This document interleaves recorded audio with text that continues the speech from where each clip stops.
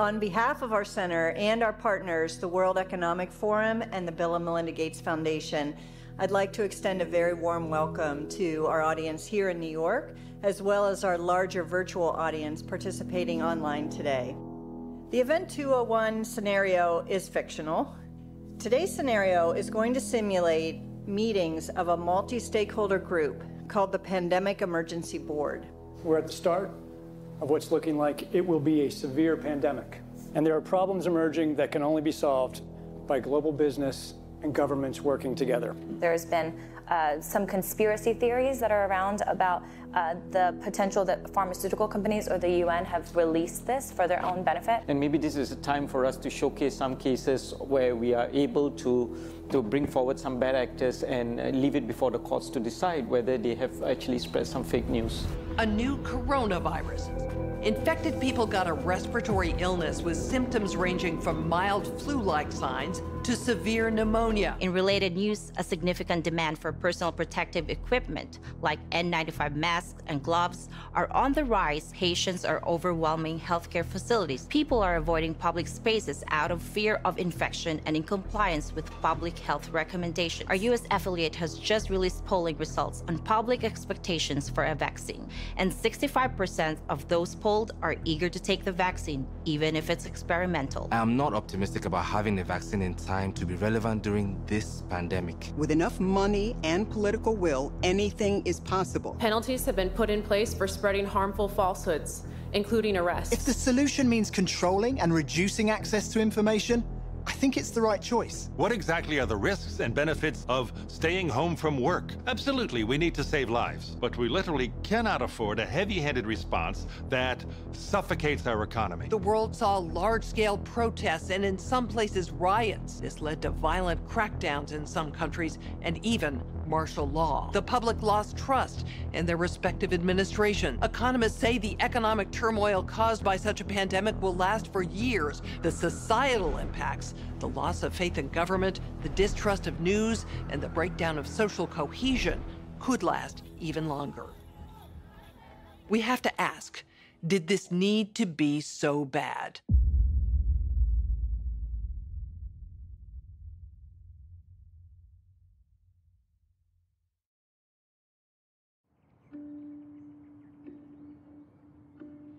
On May 4th, 2020, as part of a documentary series called Pllandemic, I released an interview featuring science whistleblower, Dr. Judy Mikovits. The interview received fierce backlash for spreading what the media declared dangerous conspiracy theories. As a father and a veteran media producer, there was no way that I would release harmful information into the world during a moment as vulnerable as now. I had known Dr. Judy for 2 years before filming her interview. I read her book, then thoroughly researched and vetted her story. After interviewing her legal team, former colleagues, and people who have known her for decades, one thing I can say without question is, Judy Mikovits is one of the most honest, caring, and courageous women I've ever known. Why then would the most powerful forces of big tech, politics, media, and medicine go to such extreme measures to silence her voice all over the world? And why did all of the debunkers invest so much ink and airtime defaming Dr. Judy's character while avoiding very real revelations pertaining to patents, conflicts of interest, and the deadly corruption pervading our global health organizations? To get to the bottom of these questions, as well as many others, I've spent the last several weeks interviewing scholars from all over the world, among them top doctors, distinguished scientists, and Nobel laureates. I also sat down with Dr. Judy for a follow-up interview and to give her the opportunity to respond to critics. You can see that full interview on the Pllandemic website.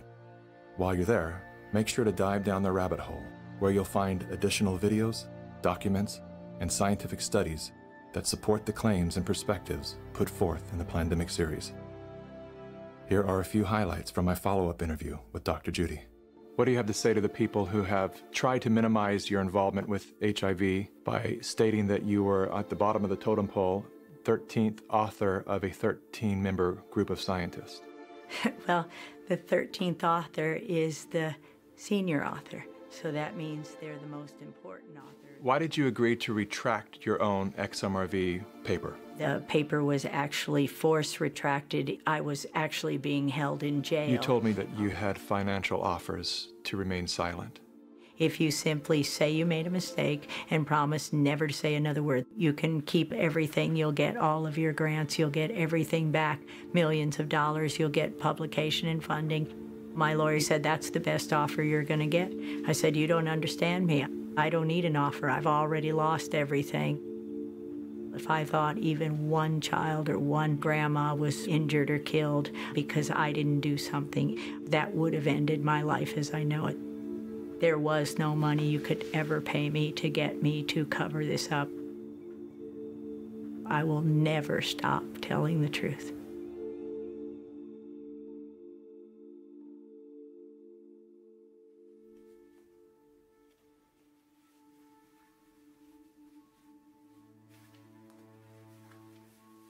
I'm the developer of Linguistic Genomics, which was the first platform on which you could determine the intent of communication rather than the literal artifact of communication. But we've also used that technology for a number of other applications in defense and intelligence and finance, and most notably in the early 2000s, my company was responsible for bringing down what was at the time one of the largest tax frauds in US history.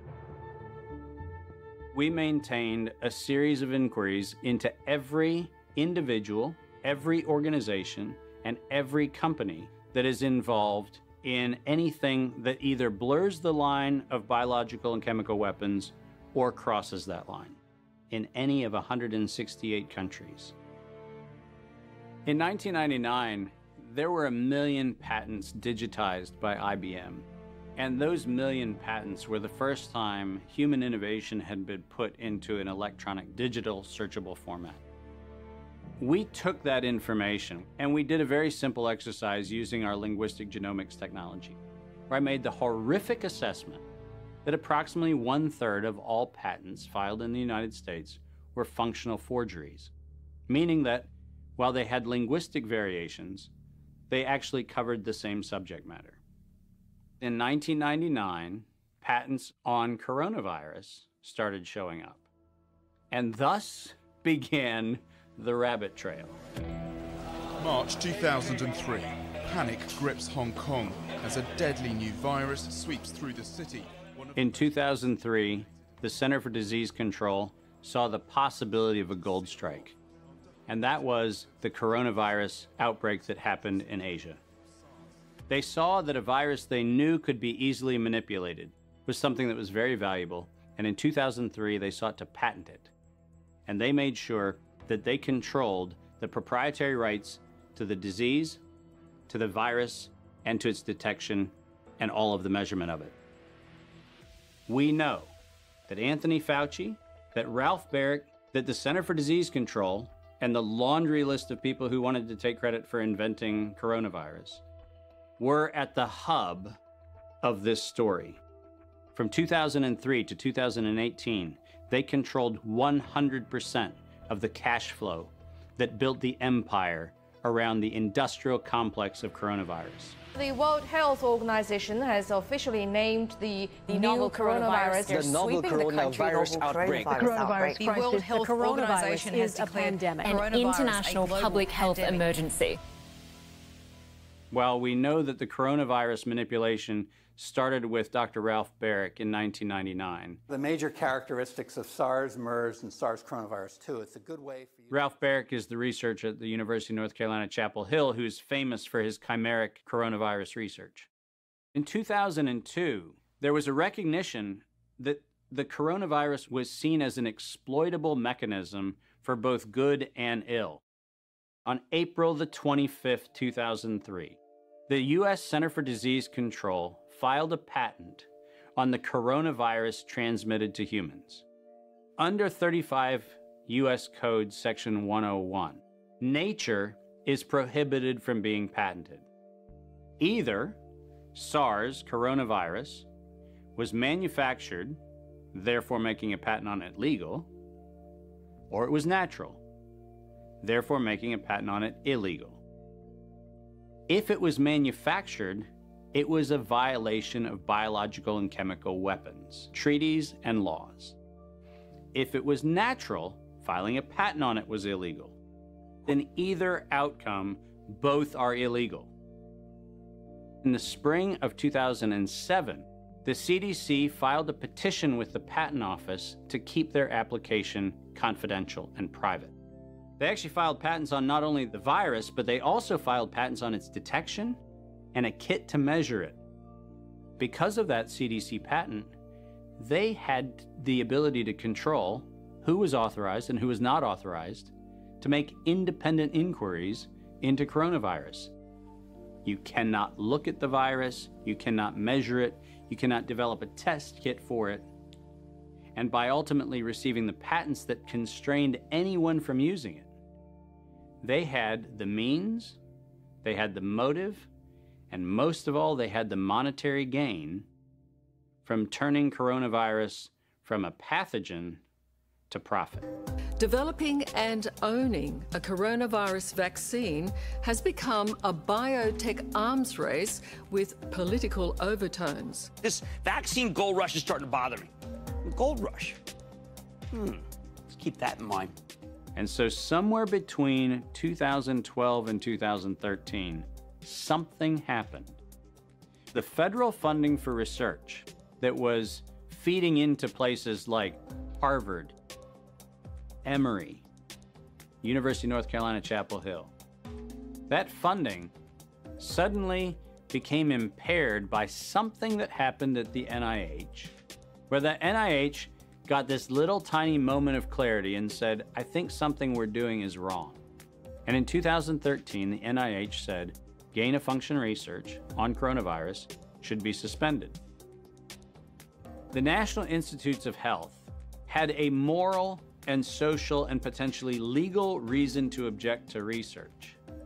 But the letters that were sent to the researchers essentially said, you are receiving notice that we're telling you to stop. And now on the bottom of the page, we're going to clarify what stop means. Keep going. But when the heat gets hot in 2014 and 15, what do? You offshore the research. You fund the Wuhan Institute of Virology to do the stuff that sounds like it's getting a little edgy with respect to its morality and legality. But do you do it straight way? No. You run the money through a series of cover organizations to make it look like you're funding a U.S. operation, which then subcontracts with the Wuhan Institute of Virology. The U.S. could say, China did it. China could say, the U.S. did it. And the cool thing is, both of them are almost telling the truth. Where did the coronavirus come from? There is a new investigation into its origins. U.S. intelligence officials tell NBC News that they are examining whether the virus accidentally came from a Chinese lab. Chinese officials pushing back against that claim on Thursday, tweeting that it might be the U.S. Army who brought the epidemic to Wuhan. I was the first person in the world to look at an epidemic and study its characteristics and prove that it was due to biological warfare and was not a natural occurrence. So I published that 28 years ago. Early in this pandemic, I did not think the coronavirus was a natural occurrence from bats. I feel quite convinced that this was a laboratory-designed organism. There have been hundreds and hundreds of leaks from high-containment laboratories that do research on pathogenic coronaviruses and other potentially lethal organisms. I was particularly interested in a paper that came out in Nature Medicine by 5 scientists claiming, and it was definitely a natural occurrence rather than a lab construct. But the arguments they used did not hold water. They didn't really make a lot of scientific sense. And yet all kinds of very important people started parroting what this paper said. And so that, of course, got me scratching my head saying, why are these people risking their reputation when it's obviously illogical, doesn't hold water? Somebody must have made them publish this, and somebody must have told these other people that they have to say it's a great piece of science. You were quoted as saying, it was a meticulous job done professionally. It could be done by somebody very expert in molecular biology, I think. Et c'est pas naturel, c'est ce que vous voulez dire? Non, ce n'est pas naturel, c'était un travail de professionnel, un travail de biologiste moléculaire. C'est un travail très minutieux, on peut dire d'horloger, on peut dire au niveau des séquences. Mais dans quel but? Dans quel but, ça n'est pas clair. Moi, j'expose, si vous voulez, mon travail, c'est d'exposer les faits, c'est tout. See, the problem with all of this is the evidence is right in front of our face. And when confronted with evidence, we are told fact checkers are somehow transcendent. The pace of our modern world makes it nearly impossible for working people to research the events and policies that shape their lives. When seeking answers to life's most pressing questions, where do we go first? Google. Enter the subject, hit go, and there it is. Only what they want us to see.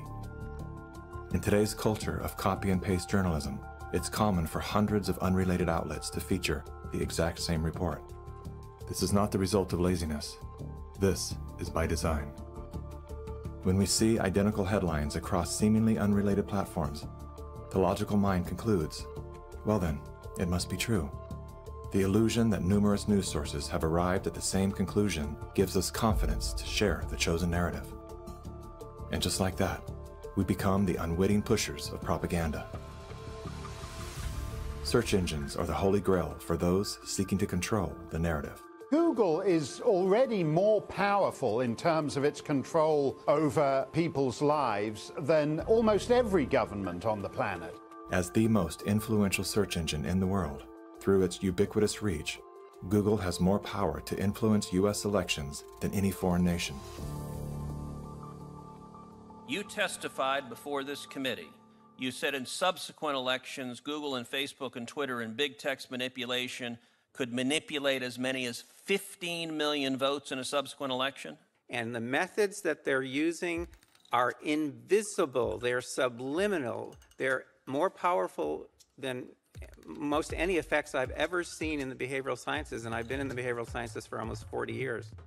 The blacklists is something that Google said didn't exist, and they testified that under oath. And nothing but the truth, so help you God. I do. Now, me as an engineer, I just did a search on Google's internal search engine, and guess what I found? It had blacklisted search terms like cancer cures.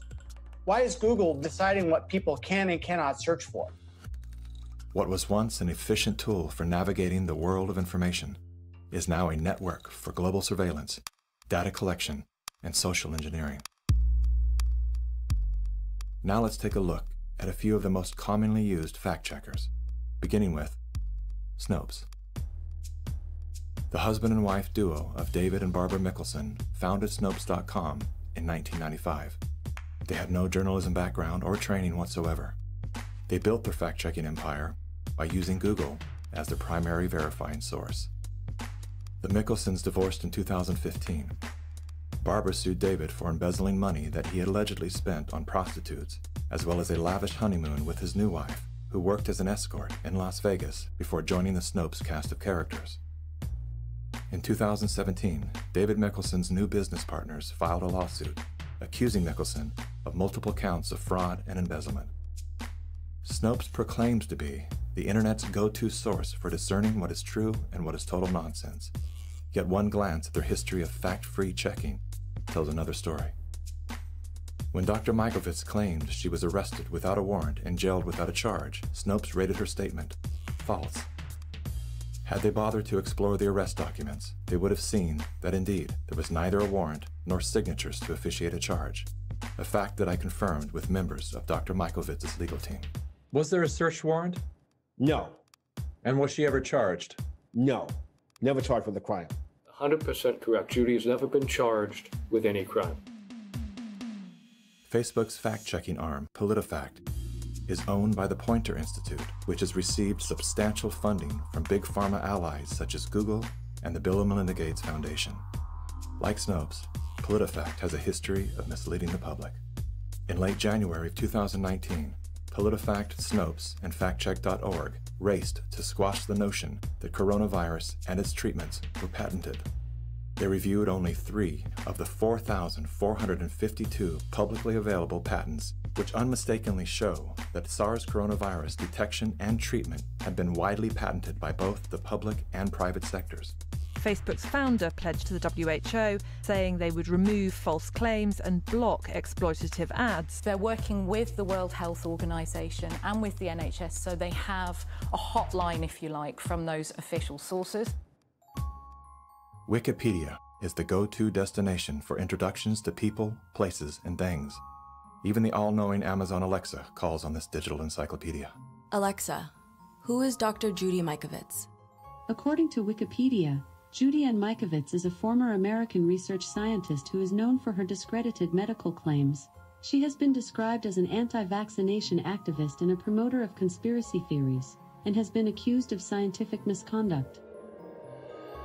Wikipedia is supported by the Wikimedia Foundation, a non-profit parent organization with a long history of politically tied funders.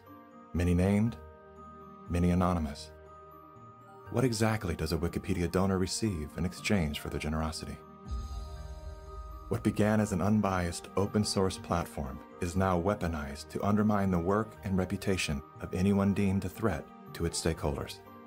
And once they smear you, they lock you out for making corrections to your own bio. In summary, most independent fact-checkers are neither independent nor factual. Simply put, they are political spin machines. And so what they have done is they've decided that there's an approved narrative.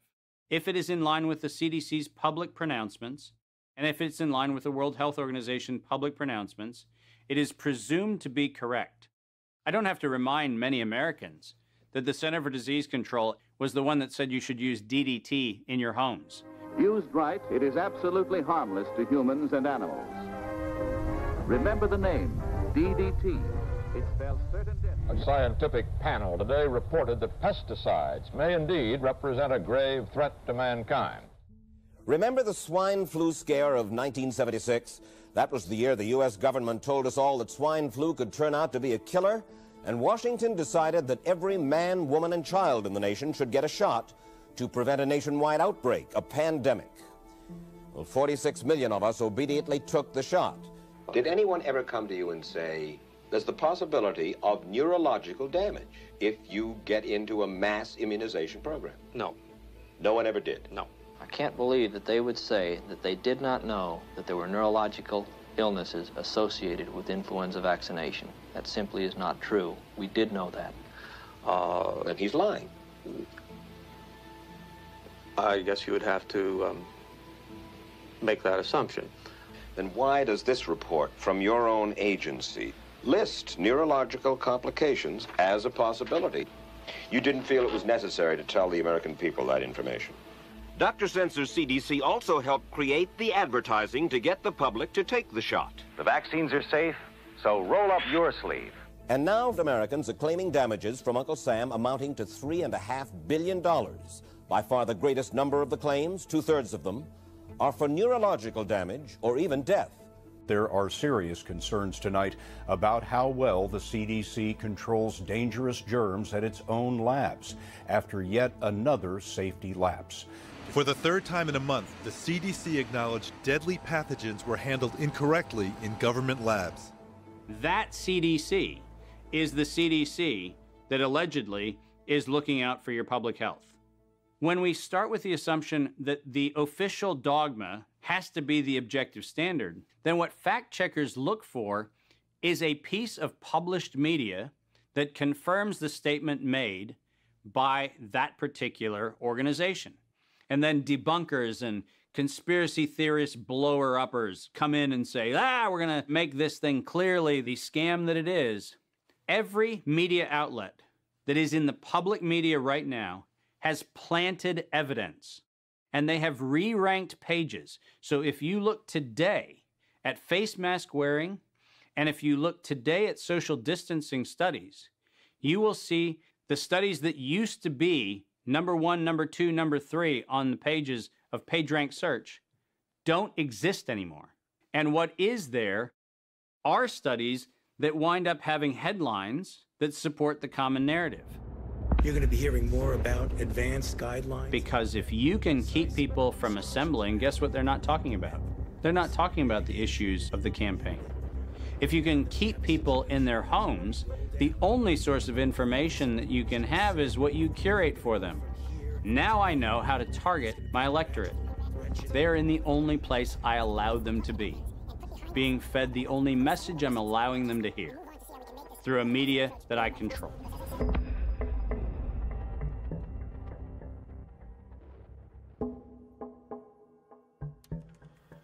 Since the invention of the printing press, there's been a battle to control disseminated information.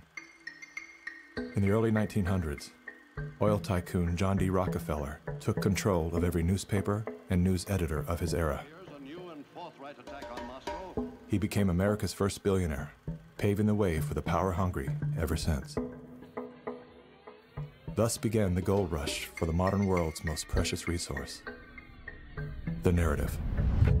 Do you have any people being paid by the CIA who are contributing to a major circulation American journal?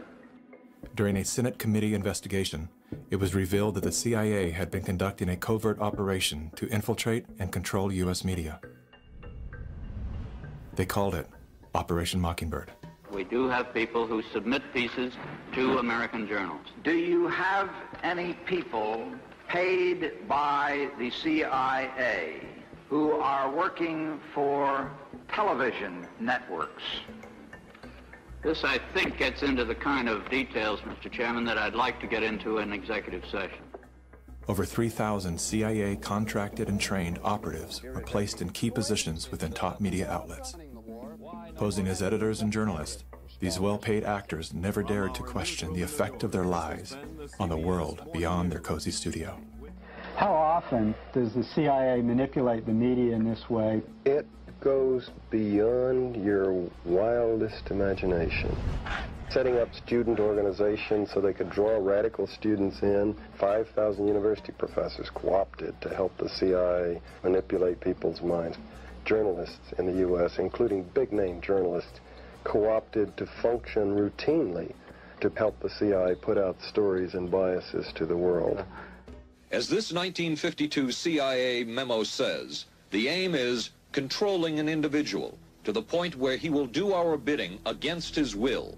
It's a great brainwashing process to change the perception of reality of every American to such an extent no one is able to come to sensible conclusions in the interest of defending themselves, their families, their community, and their country. Would you say that continues today? Well, I would think probably for a reporter it would continue today, but because of all of the revelations, I think you've got to be much more careful about it. So how do we know that Operation Mockingbird still isn't in effect? Well, we don't. It was the Telecommunications Act of 1996 that opened the door for predatory corporations to monopolize the industries of print and broadcast. This bill protects consumers against monopolies. It guarantees the diversity of voices. Today, a handful of corporate empires own and control the vast majority of everything you read, hear, and watch. From the biggest movie studios, television and radio networks, newspapers and magazines, to the vast universe of internet news and entertainment sites. Amazon has transformed its operations in response to COVID-19 to protect employees and keep packages flowing. The company is keeping its employees safe and healthy while still delivering those packages to your doorstep. The company is keeping its employees safe. The company is keeping its employees safe. Millions of Americans staying at home are relying on Amazon. And that is how it works. It's like a house of mirrors, where you're seeing the same thing over and over and over again, except it's distorted. There's an industry that is paid to go after and target journalists, whistleblowers, and inundate our consciousness and the images we see to try to ruin, destroy, or smear the idea that they don't like or the person who's delivering it. You smear somebody with falsehoods and all the rest, and then you merchandise it. And then you write it, and they'll say, see, it's reported in the press, So they have that validation that the press reported the smear, and then it's called the wrap-up smear. Now I'm going to merchandise the press's report on the smear that we made. And it's a tactic. Welcome back, everybody. News personalities are not the only high-paid actors to serve the propaganda machine. Most late-night talk shows are owned by the same corporate overlords and thus follow the same script, only laced with a laugh. Our main story tonight concerns conspiracy theories. Last Week Tonight with John Oliver featured a skit entitled Coronavirus Conspiracy Theories. Like the claim that the moon landing was faked. First thing to note here is that Mr. Oliver opens with commentary about conspiracy theories that are completely unrelated to coronavirus. This is a standard tactic used by propagandists to set a tone so that anything that follows will be seen through the lens of absurdity. Plandemic, a pseudo-documentary filled with a hodgepodge of conspiracy theories. Mr. Oliver then does his best to debunk Dr. Judy's claim that she was arrested but never charged with a crime. She was absolutely criminally charged. This was not an oversight, but a blatant lie. Prior to the taping of this episode, Mr. Oliver had the official arrest documents that clearly prove that Dr. Judy was never charged with a crime. Mr. Oliver then attempts to debunk the idea that a beach, aka nature, holds any value in boosting our body's natural immune system. Instead of challenging the point with science, he kills it with a smear. Everything that you just said is insane. Television is not the truth. We deal in illusions, man. None of it is true.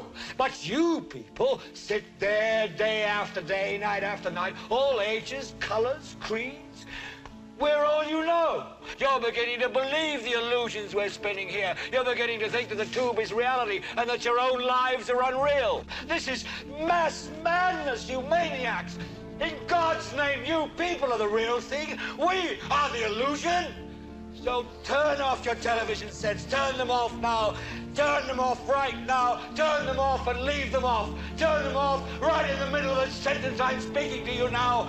Turn them off. In 1979, the world decided that we needed the Bayh-Dole Act because we needed to reform our patent system.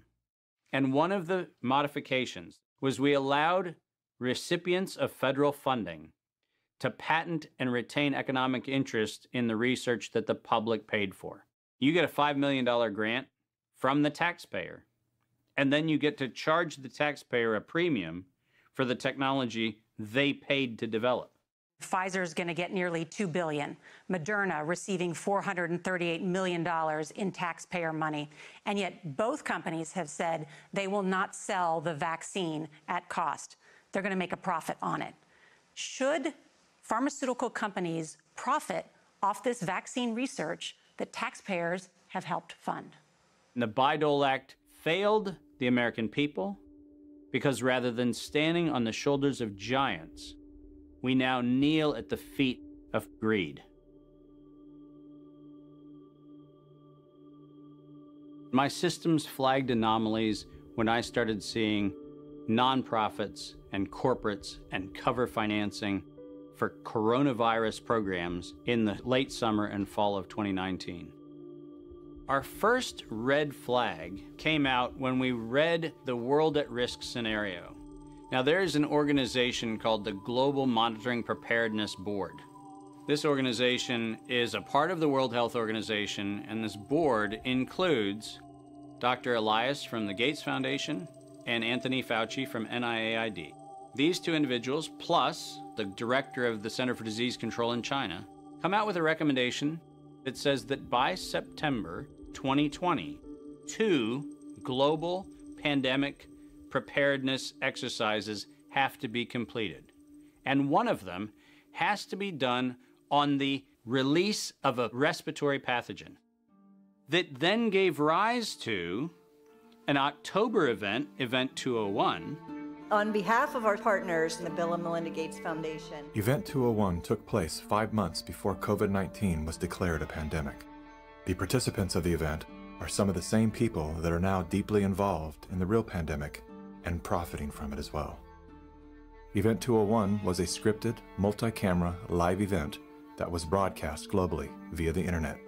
An event of this complexity and magnitude would take months to write, prep, and produce, placing the conception date at least 1 year prior to the actual pandemic There is no question that there will be a surprise outbreak. Anthony Fauci knew as early as January of 2017 that we would see an outbreak before the end of 2020. Even Bill Gates, a man with no medical training, knew it was coming. If we start now, we can be ready for the next epidemic. Every single thing that you have seen play out in front of your eyes, all of them laid out in their tabletop exercise, which, by the way, fact checkers have said has nothing to do with the coronavirus outbreak. Just happenstance. This is that wonderful universe of improbabilities where events just co-emerge and then nature conveniently backs itself into our architecture. That's the scenario we're supposed to accept. Brilliant. Some countries have banned travel from the worst affected areas. The President has made a decision to suspend all travel to the United Kingdom and Ireland. Dis and misinformation circulating over the internet. Across the world, misinformation about the virus is being shared online. A significant demand for N95 masks and gloves are on the rise. The demand for N95 masks to prevent the deadly airborne virus has surged. We could eventually have 52 million treatment courses per year, but it will take many months to get there. We're still many months out from having something that we can really deploy to the public. And 65% of those polled are eager to take the vaccine, even if it's experimental. A new poll finds that 49% of Americans say they would get a COVID-19 vaccine should an effective one be discovered. I'm curious, who wrote the Event 201 script? If the visionaries of the event knew at least 1 year in advance what was needed, why didn't they take care of those things? Considering that Bill Gates has donated half of his fortune to make the world safer, why didn't he help to better prepare our hospitals and frontline workers? Why didn't any of the event's wealthy sponsors do something?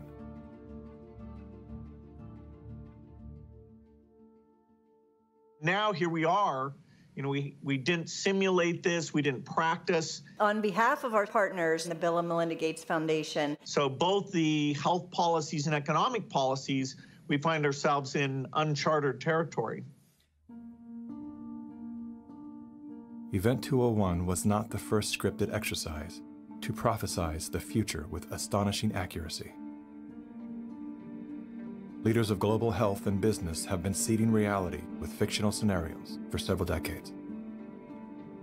The scenario, obviously, is fictional. 1 year prior to Event 201, many of the same sponsors, hosts, and actors came together to produce a tabletop pandemic simulation for a fictional virus they branded Clade X. 1 year to produce a vaccine for this is too long. We should have stockpiled, we didn't, but we're going to have to look at that vaccine question to see if we can speed up the delivery. And if we do not have the public with us, we're in big trouble. In 2010, the Rockefeller Foundation released a 54-page document called Scenarios for the Future of Technology and International Development. Page 18 features the pandemic scenario, Lockstep, a world of tighter top-down government control and authoritarian leadership, with limited innovation and growing citizen pushback. China's government was not the only one that took extreme measures to protect its citizens from risk and exposure. During the pandemic, national leaders around the world flexed their authority and imposed airtight rules and restrictions, from the mandatory wearing of face masks to body temperature checks at the entries to communal spaces like train stations and supermarkets.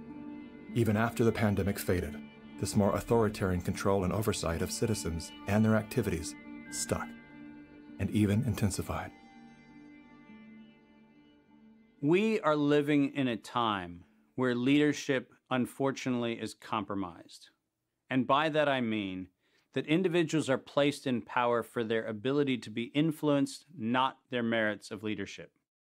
Nothing could be clearer than the leadership of the World Health Organization. The World Health Organization is the institution granted exclusive power to guide and protect the health and wellness of humanity. The WHO is sustained by private donations, the bulk of which are made by pharmaceutical and biotech corporations who have a vested financial interest in the organization's support. In 2017, the Associated Press reported that the WHO routinely spends about $200 million a year on travel expenses, more than what it spends to fight some of the biggest problems in public health, including AIDS, tuberculosis, and malaria combined.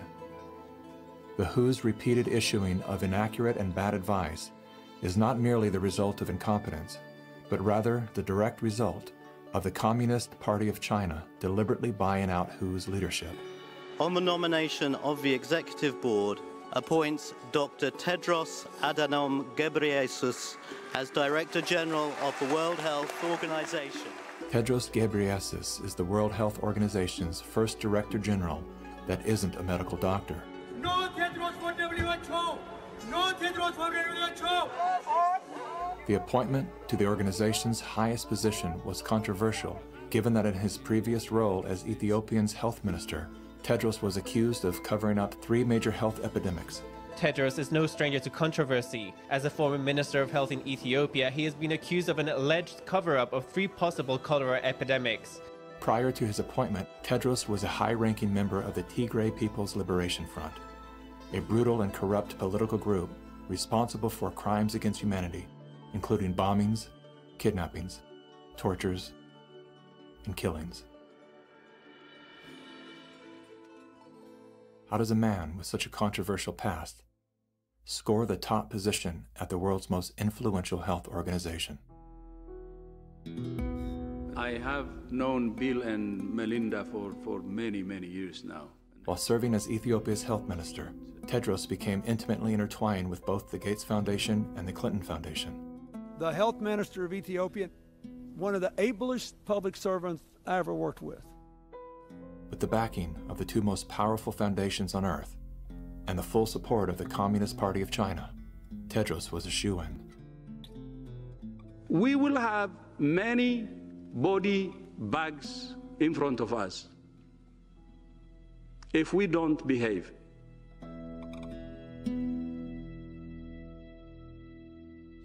You cannot find a person promoting this scenario that's not part of the interlocking directorates of the World Health Organization, the CDC, the NIAID, or the organizations that are the philanthropic cover organizations that fund them.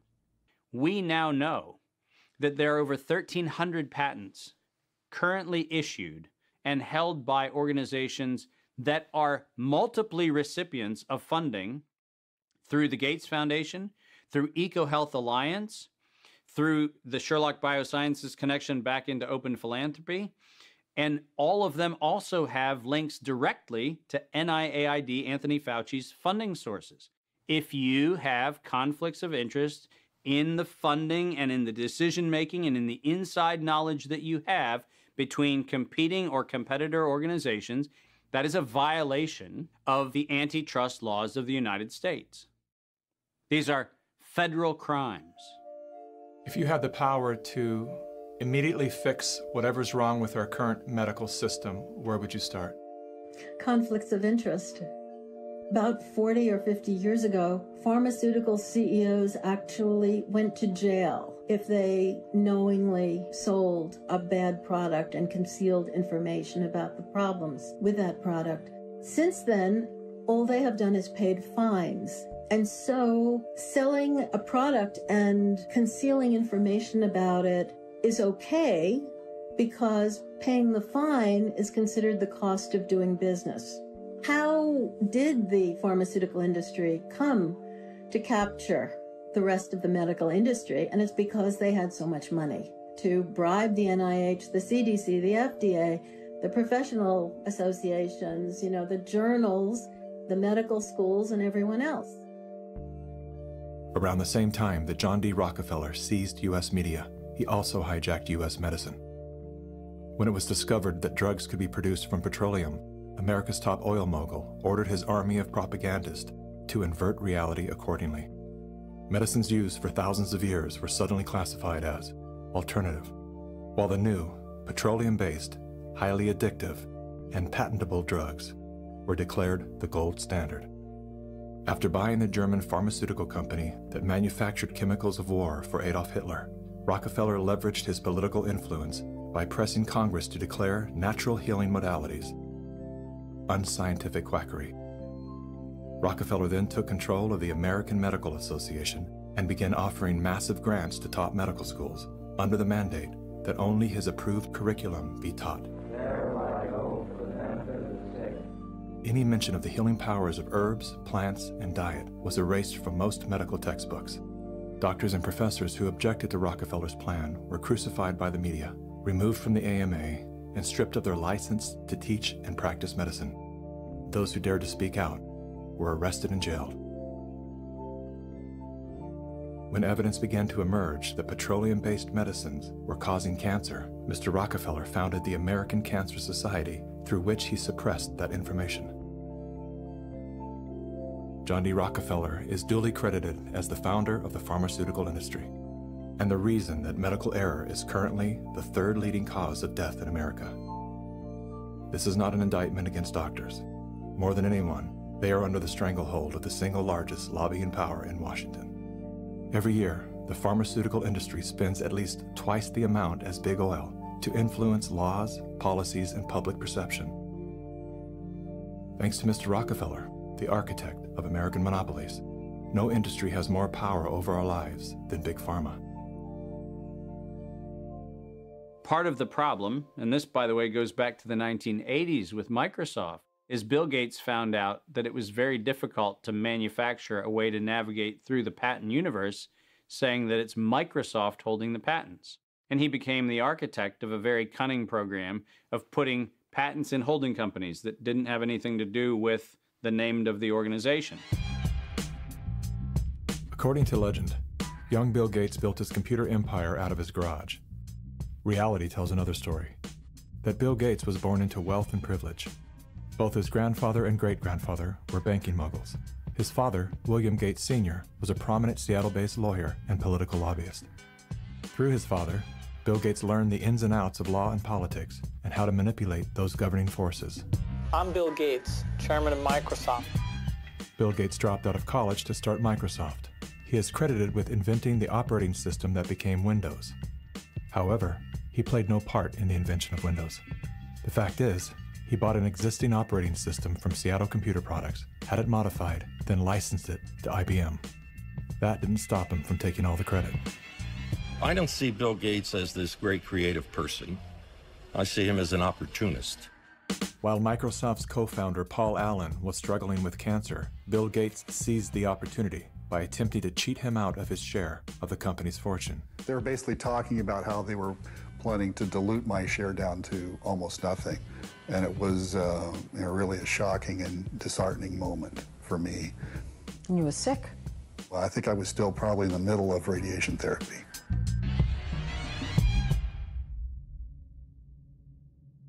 Gates' business strategies came under fire in 1998 when the United States Department of Justice sued Microsoft for antitrust violations. This is tape 3 of the videotape deposition of Bill Gates on September. During the 18-month trial, Gates gave hours of videotape testimony.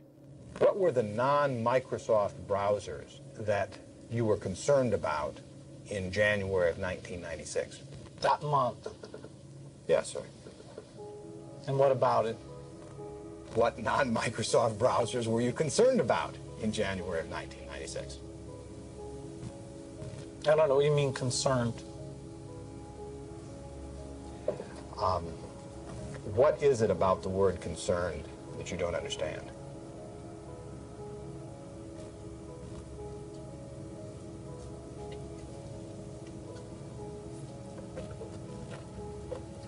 I'm not sure what you mean by it.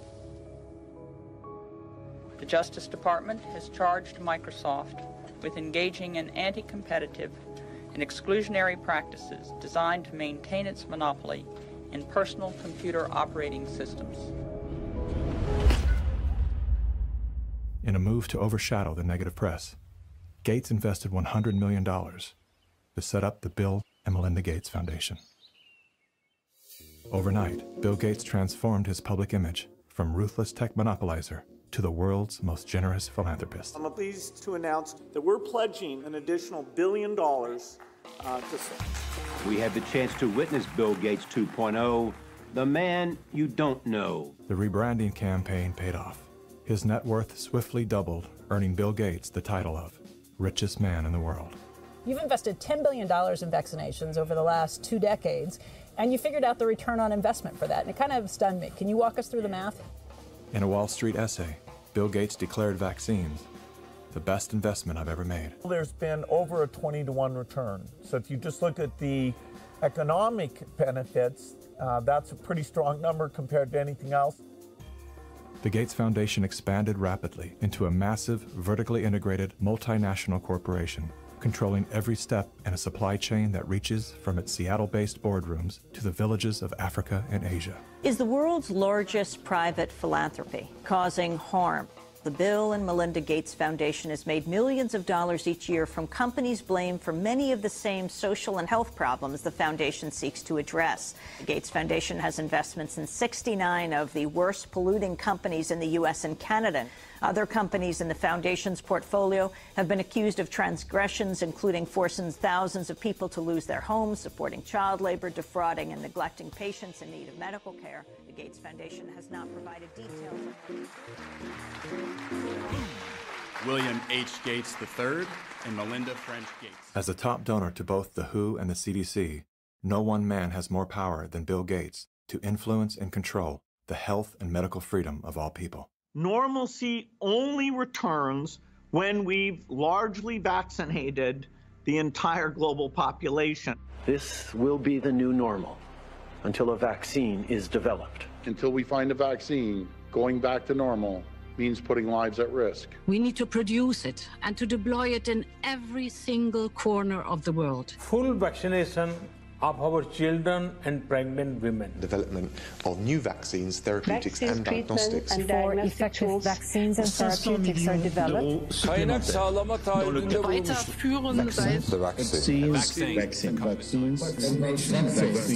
We've already bought the syringes. We already know where it's going to happen. We're thinking about what that's going to be. It's all part of this plan. Our military is now being mobilized, so at the end of the year, we're going to be able to give it to a lot of people very, very rapidly. In 1986, President Ronald Reagan signed the National Childhood Vaccine Injury Act, granting total immunity to vaccine manufacturers. After a decade of lawsuits related to vaccine injuries and deaths, vaccine makers were going bankrupt. In a move to coerce policymakers, vaccine companies threatened to stop making vaccines until they could be legally shielded from liability. To this day, when someone is injured or killed as the result of an adverse reaction, it is the U.S. taxpayers that pay for the damages. Welcome back. Were several Indian tribal girls used as guinea pigs? The report alleges that 2 American pharma giants' untested vaccine was administered to thousands of tribal girls without proper study and paperwork.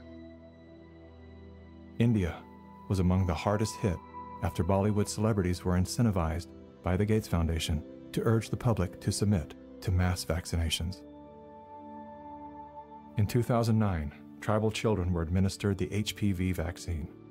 Over 24,000 girls were told they were being given wellness shots, in many cases without the informed consent of a parent or a guardian. The people that were administering these vaccines lied to the guardians of these girls and told the girls, oh, this is going to cure cancer, you're never going to have cancer. And these girls became severely injured. Some of them developed seizures, some of them developed cancer, and 7 girls died. And there was no insurance, there was no assistance for them. And the Gates Foundation denied that it had been clinical trials. And it was so bad that the parliament in India created a task force, they studied it, and they kicked out the Gates Foundation. But India is a barbaric country. Things happen here in a very barbaric way.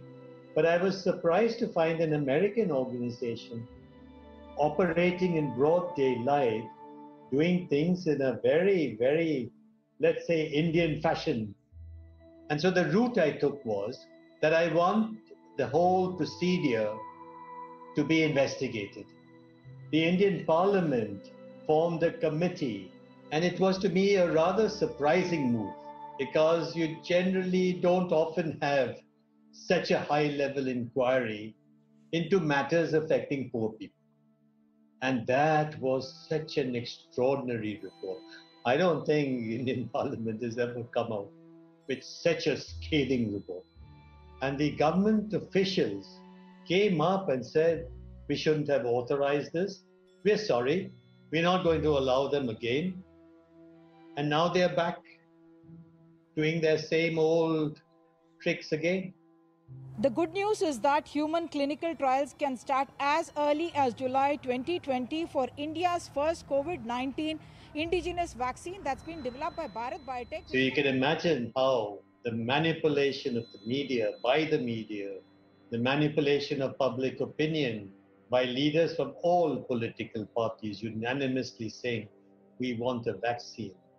And the worst thing is they are taken as philanthropists, whereas what this actually is the acquisition of political and financial power. And I think the second most populous country with 1.3 billion people is going to be a good base for pharmaceutical companies to make a killing and also kill a lot of people in the process. Yes, I just find it a pity that we haven't been able to get any benefit for the girls who suffered, you know. It's so terrifying as to what they're actually doing with the world. We're taking things that are, genetically modified organisms, and we're injecting them in little kids' arms. We just shoot them right into the vein. A 2018 scientific study released in the International Journal of Environmental Research and Public Health concluded that over 490,000 children in India developed paralysis as a result of the Gates-supported oral polio vaccine that was administered between the years of 2000 and 2017. Using all the usual sleight of hand, US-based media and fact-checkers rushed to bury the story. But thanks to the meticulous work of a team of Indian researchers and doctors, the inconvenient truth lives on the NIH.gov website. It's my honor to introduce Bill and Melinda Gates. Without any medical training, Bill and Melinda Gates founded the Global Alliance for Vaccines and Immunization, through which they fulfill their agenda to vaccinate the world. The foundation has been sued by the governments of some of the poorest and most vulnerable nations for causing serious harm through experimental vaccine programs. If you just look at healthcare workers around the world, they deserve to get the vaccine first. Here in the United States, really, it's going to be Black people who really should get it first, and many indigenous people. Vaccines were always taught to us that it was safe, it was healthy, this is things that we had to do. But given the position that I am in now as a state legislator, and looking at these studies and reviewing a lot of these studies, is very scary. And I want the African American community to open up their eyes. Of all the places that Mr. Gates could have gone in the world, why did he settle on Africa? It's not because he cares about people that look like me. He cares about an agenda. African bodies have been used as lab rats for many years for Big Pharma. They are using us for trials, they are using us for testing, but as an African, I say no more. Africans, they're tired of becoming the guinea pigs of the world. Their antennas are raised and they're telling each other all over social media. They're on high alert right now. There is a policy of the American government. It's called the Kissinger Report, which was produced in the mid-70s. And it explicitly states that the purpose of the foreign policy in Africa was to reduce the population, because they have great mineral resources there. At the time, Kissinger and those involved with the Carter administration wanted to shrink the population, make sure that the Africans do not develop and do not use the resources for themselves, because we in the States, we need them. There is a concerted effort of foreign powers to control the population of Africa. Some children did survive the botched vaccinations last month and will recover, but 15, all under the age of 5, died from fever, vomiting, and diarrhea. Human errors contributed to the unfortunate deaths of the children. How can you believe Big Pharma but not believe these parents when they tell you that their children have been injured by Big Pharma? I don't care how big this corporate machine looks. As a parent, I can tell you, these people will never stop fighting for their kids.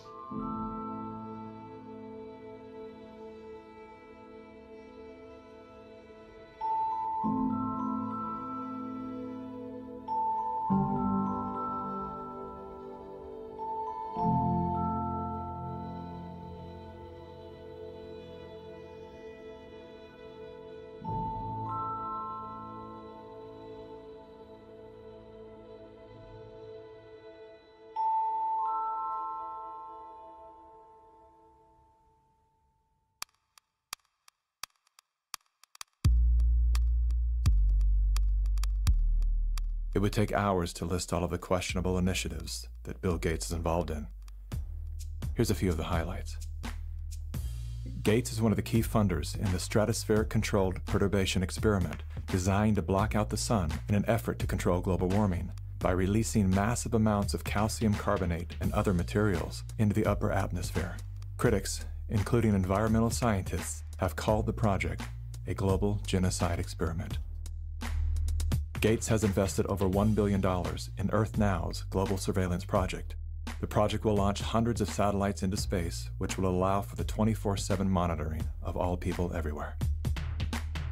In partnership with MIT, Bill Gates has developed a new technology that allows vaccines to be injected under your skin along with your medical records. The quantum dot tattoo will implant an invisible certificate that can be scanned by authorities using a cell phone app and infrared light. Eventually, what we'll have is certificates of who's a recovered person, who's a vaccinated person.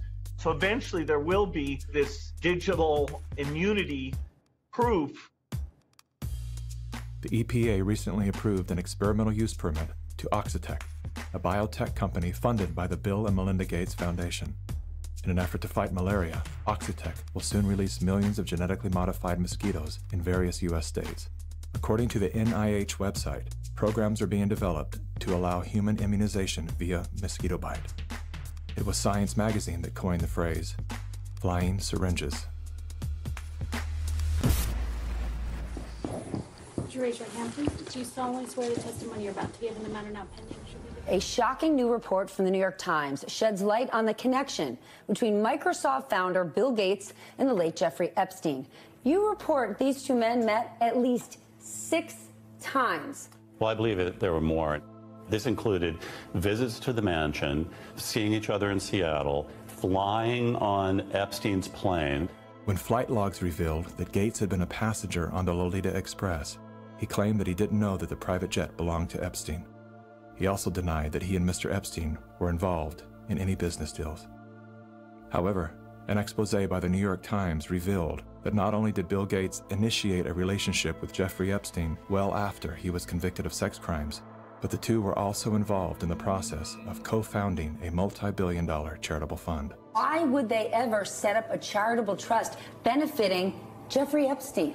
That it was all about philanthropy, that Bill Gates just wanted to find new sources of money. Why would one of the richest men in the world choose to partner with the world's most notorious pedophile? A deeper dive into Epstein's world revealed that the two men had more in common than meets the eye. Like Gates, Epstein was a billionaire philanthropist with a passion for science, health, education, and children.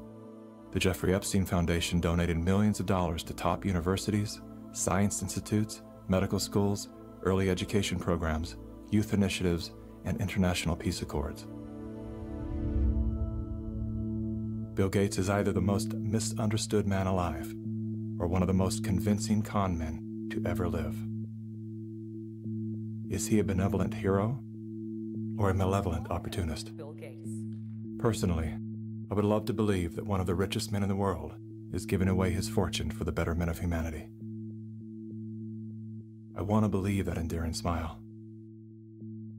I want to believe that his heart is as soft and warm as his sweaters. At the very least, I want to believe that he's unaware of the damage he's done.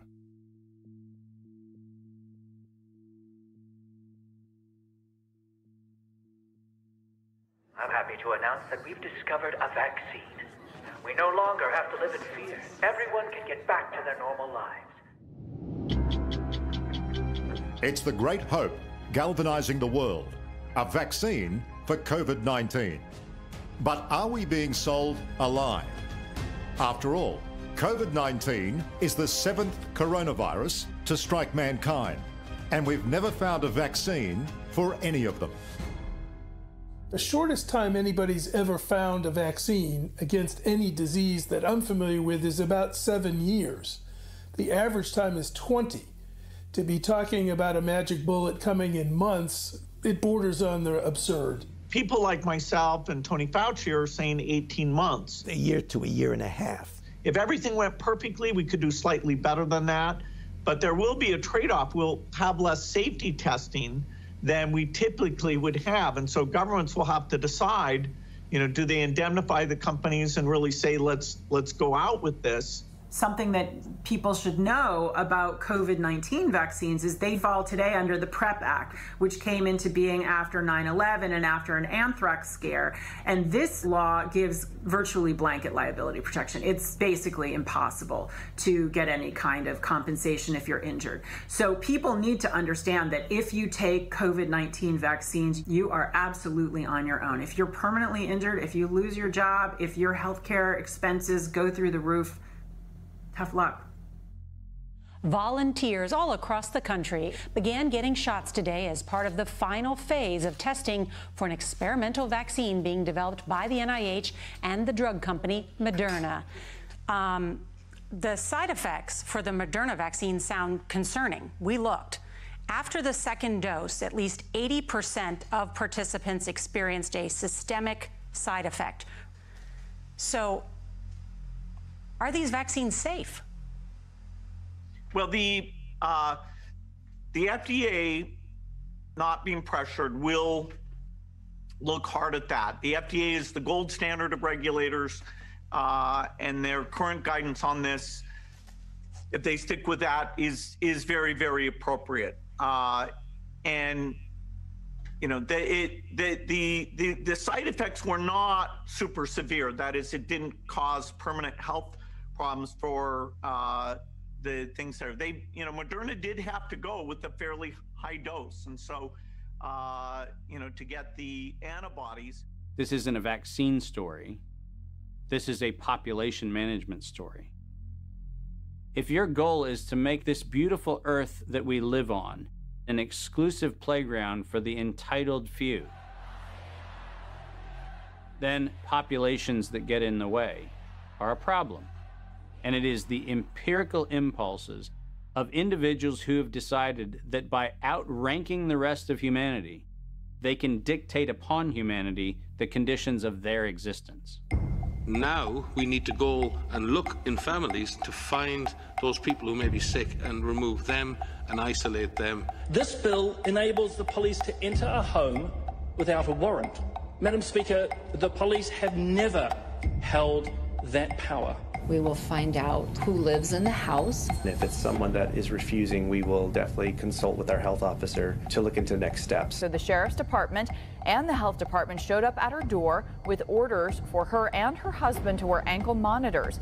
The couple says they never denied self-quarantining. You will no longer be able to leave home. Only one person will be able to go shopping once per day. Recreational activity is now no longer allowed. You will be allowed to have 1 hour of exercise no further than 5 kilometres from your home. Are you serious? Just for not having a mask? For no mask? Are you serious? We will shut you down. We will cite you.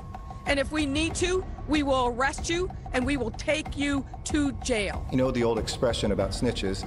Well, in this case, snitches get rewards. Some people are ratting their neighbors out, calling the police, but others are turning to the internet, where social distance shaming has gotten ugly. In a time of crisis, trying to force compliance upon a population by making neighbors and friends distrust one another is exactly the opposite tactic we actually need. When human societies lose their freedom, it's not usually because tyrants have taken it away.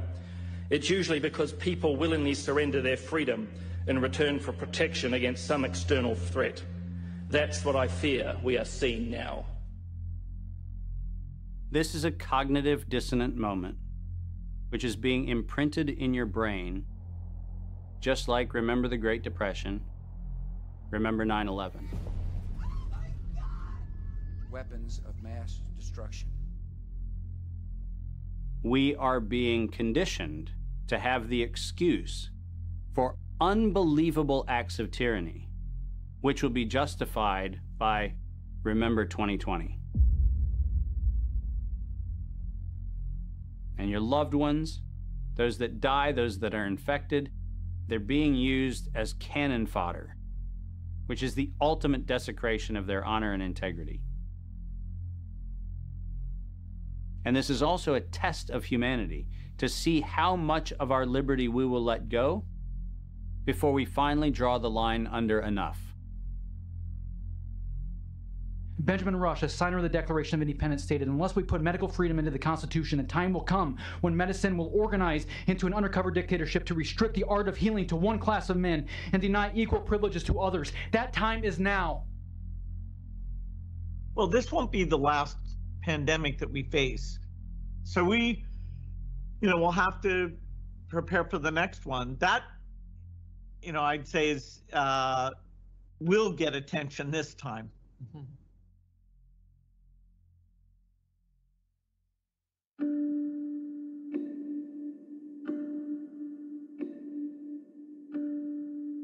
This is not a time for us to go in a mob frenzy, find the perpetrators and haul them into the town square and pillory them. This is a moment for us to recognize that every decision that is being made today by any of the conspiring parties made perfect sense in each increment when each one of those decisions was made. The sum of those incremental steps has led to devastation because they lost touch with their fellow humanity. But that's an invitation for each one of us to examine how we're living and how not a single decision we make, not one, in any moment, is without consequence. This is our moment to reclaim our humanity.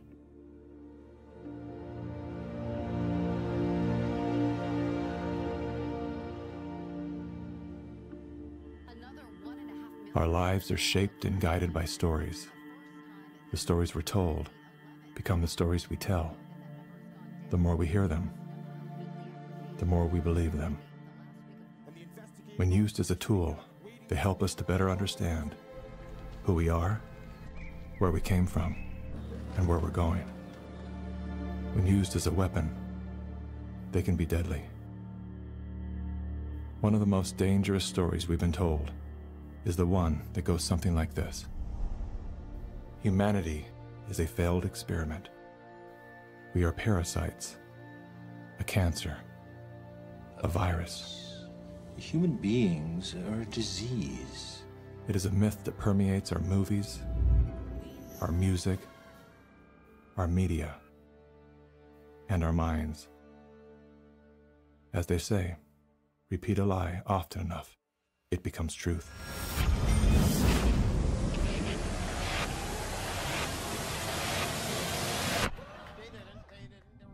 Perhaps that was the goal of the authors of that story.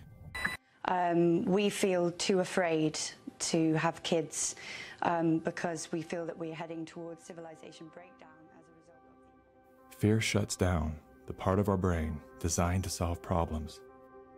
Without that ability, we look for others to guide and save us. In doing so, we lose touch with our most primal nature. We forget that we are an extension of the most brilliant and resilient ecosystem in the universe. We stop eating food grown from the earth and begin consuming products processed from machines. We trade medicines that heal for drugs that harm. We abandon love and liberty for debt and dependency. The good news is, our story is not over. The climax has yet to come. That moment when the hero rises from defeat, summoning a force they forgot they had. A force within, a force of nature.